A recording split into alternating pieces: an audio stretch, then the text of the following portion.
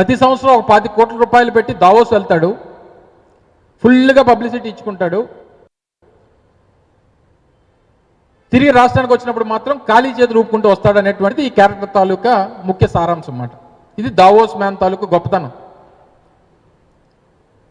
ఆ ఫిక్షనల్ క్యారెక్టర్స్తో పాటు ఈ దావోస్ మ్యాన్ క్యారెక్టర్ కూడా కలిసిపోయి ఈ రాష్ట్రానికి ఈ ఫిక్షనల్ స్టోరీస్ అన్ని కూడా చూపించి ఏదో జరిగిపోతుంది, ఏదో అయిపోతుంది, అది వచ్చేస్తుంది, ఇది వచ్చేస్తుంది అని చెప్పి రాష్ట్ర ప్రజలందరినీ కూడా మభ్యపెట్టడం, మోసం చేయడం, మళ్ళీ తిరిగి జనవరి వస్తే మళ్ళీ దావోస్ పారిపోవడం.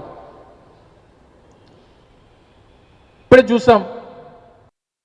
అంటే వీరు డైవర్షన్ పాలిటిక్స్లో భాగంగా చివరికి ఆ తిరుమల తిరుపతి వెంకటేశ్వర స్వామి ప్రసాదాన్ని కూడా ఏ రకంగా రాజకీయాలు వాడుకున్నారో, ఏ రకంగా అబాస్పాలు అయిపోయారో, చివరికి ఛార్జ్ షీట్ ఫైల్ చేస్తే అసలు యానిమల్ ఫ్యాట్ అనేటువంటిదే లేదు అందులో, వైఎస్ఆర్ కాంగ్రెస్ పార్టీకి సంబంధించినటువంటి ఏ ఒక్క వ్యక్తి తాలూకా ప్రమేయం అందులో లేదు అని చెప్పి ఛార్జ్ షీట్ తెలియజేస్తూ ఉంది.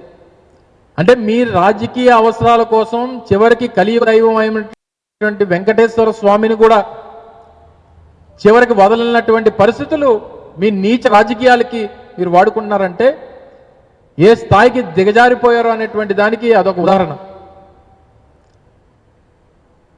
మీకేదో హైందవ ధర్మం మీద, సనాతన ధర్మం మీద గౌరవం ఉన్నట్టు, దాని మీద ప్రేమ ఉన్నట్టు, ఇంకెవరికి లేనట్టు మీరు చిత్రీకరించే ప్రయత్నం చేశారు. నిన్న చూశారు అన్నవరంలో ఏం జరిగిందో. అన్నవరం ప్రసాదం చూశారు కదా. అత్యంత పవిత్రమైనటువంటి అన్నవరం ప్రసాదం, ఆ ప్రసాదం మీద ఎలుకలు ఏ రకంగా తిరుగుతున్నాయో, ఏ రకంగా దాని శాంక్టిటీని వీరు నీరుగార్చేశారో అనేటువంటి దానికి అదొక ఉదాహరణ. ఇటువంటి ఒక్కటి కాదు, అనేక మొన్న పలాసలో ఇన్సిడెంట్